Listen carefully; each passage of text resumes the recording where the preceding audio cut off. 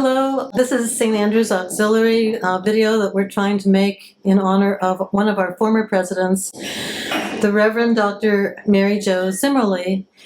Last October of 2020, we had a wonderful segment at our annual meeting at the old Boothbay Town Hall, featuring a lot of the history of the auxiliary, which began in 1952. And one of our members, our publicity chair, Carol Zalocki, did quite a write-up on the Reverend Doctor and the times that she went through, and some of her poetry and her thoughts that inspire us as auxiliary members. So Carol is going to go through that with you now. Thank you, Carol. There is grace and there is sanctifying grace. A Google search tells us that grace is a simple elegance or refinement of movement, as in, she moved through the water with effortless grace. Sanctifying grace, on the other hand, according to Roman Catholic doctrine, is a specific supernatural infusion of God's grace that makes a person holy and pleasing to God.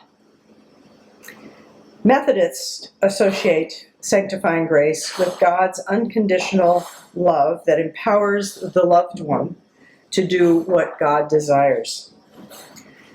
Our dear heart, the Reverend Dr. Mary Jo Zimmerli, certainly exhibited grace of movement throughout her life on earth, but I believe she was also imbued by God with a very generous amount of sanctifying grace. As a young adult, Mary Jo embarked on a journey that would lead to a lifetime of service to others.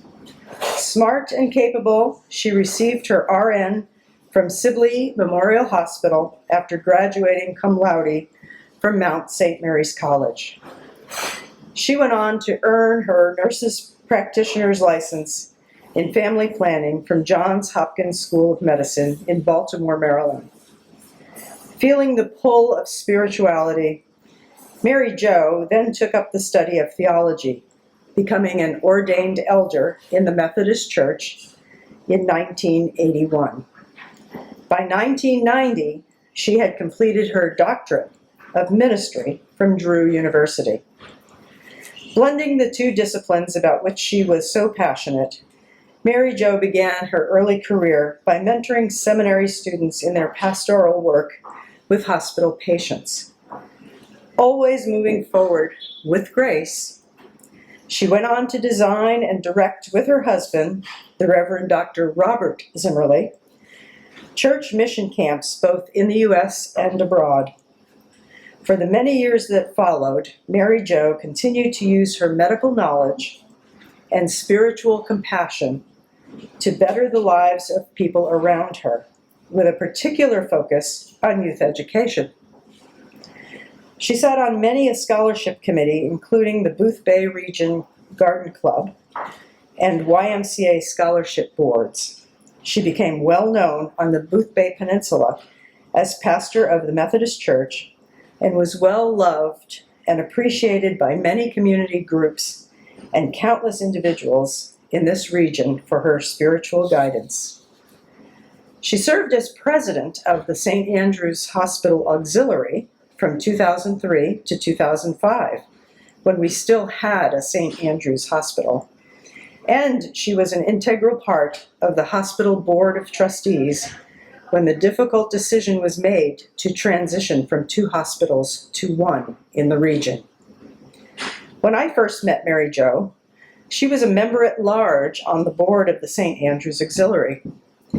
As vice president of the auxiliary in 2012, I was privileged on occasion to join Mary Jo and a few others for lunch after board meetings. I was always thoroughly captivated by the endearing yet often comical stories she would tell, but would get equally engrossed in her accounting of the difficult choices the hospital board of trustees was having to make around the closing of St. Andrew's Hospital, an institution she, like so many others, loved. I was new to the Boothbay region at the time, but was aware of the divisive undercurrents of the situation and was always heartened to know that Mary Jo's spiritually guided voice on the board was strong and influential and would ultimately benefit the community.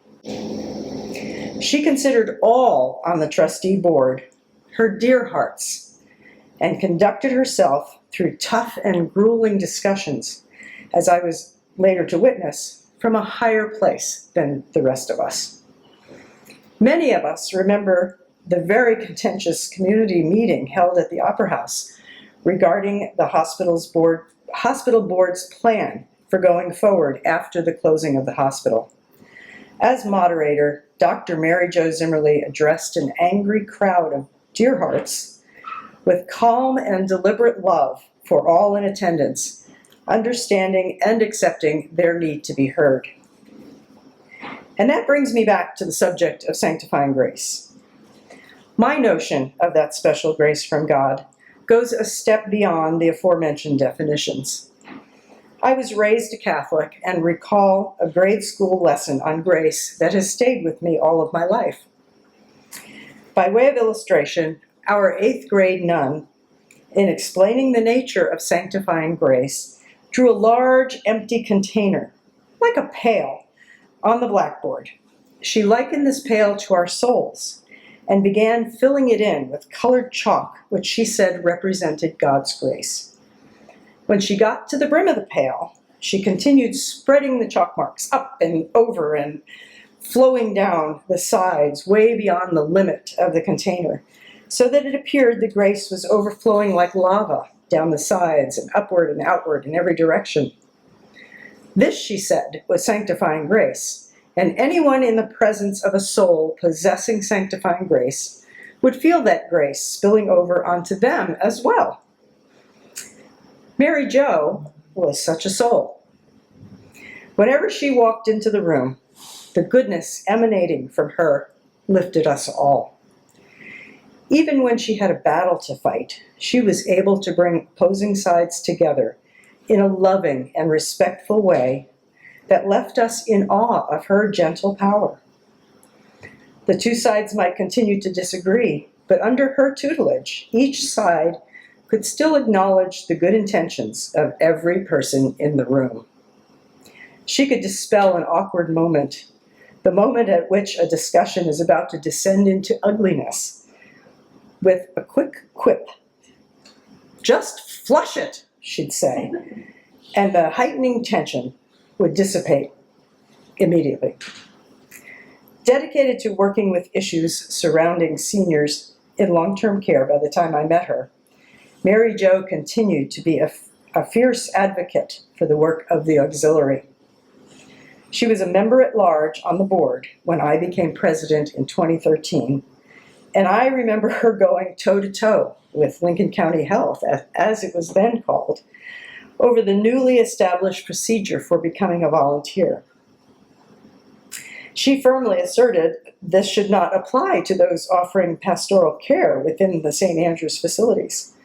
Her gentle but feisty nature and sage advice was always a breath of fresh air on our auxiliary board. Mary Jo missed the February 2014 auxiliary board meeting due to a scheduling conflict. She died a week later. After the closure of the hospital in October 2013, Mary Jo became committed to ensuring that skilled nursing and long-term care would remain accessible to the people of the Boothbay region. She died before realizing her dream of a facility that would expand the existing beds. Lincoln Health moved forward quickly to build a new wing at St. Andrews Village once they were able to clear bureaucratic hurdles to expand available beds on the peninsula. I'm guessing there was never really any question to whom the wing would be dedicated. The Zimmerli Pavilion, providing skilled nursing rehabilitation to the Boothbay region, opened in May 2016, bringing life to Mary Jo's passion. I cannot help but believe that Mary Jo's sanctifying grace continues from on high to wash over those who are treated at the facility named in her honor. Upon her death, the Boothbay Register reprinted a poem submitted by the Dowell family of Baltimore close friends of the Zimmerlis. The poem was written many years ago by Mary Jo. The Dowells characterized the poem as so her. I would like to read that poem. It is entitled, From a Caterpillar to a Butterfly. From a caterpillar to a butterfly, impossible, you say? To crawl on the ground, then soar in the sky? To inch along, seldom changing direction, then to be lifted skyward on the winds of change. Unbelievable, you say? To look around and see only dirt, and then to look down to dirt, rearranged into beauty and flowers and grass. Not in my lifetime, you say? Change, caterpillar. Revel in your metamorphosis. Laugh until your laughter reaches the clouds. Cry until your tears wash away sorrow. Run until your energy produces positive good. Work until your action is reincarnated into love. Study until you learn to accept difference with joy. Pray until you feel God praying through you. You have become a butterfly, little one. You are beautiful and free. You can soar and achieve your hopes. You can now make your dreams a reality.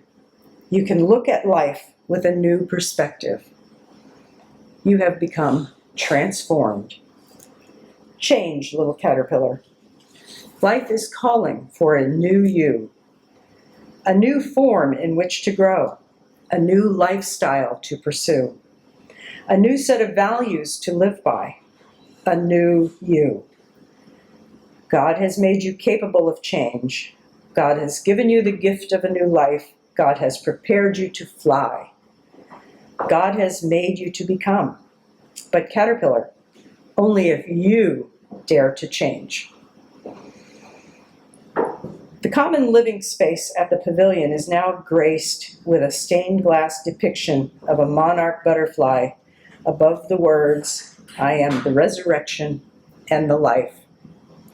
The window is a work of art that once hung in the home of Bob and Mary Jo Zimmerli. It is a permanent gift from the Zimmerli family that is a fitting tribute to Mary Jo, who wholeheartedly embraced the symbolism of transformation and rebirth represented by the butterfly. But the butterfly also speaks to a certain lightness of being and playfulness for which the Reverend Dr. Mary Jo Zimmerli will always be remembered.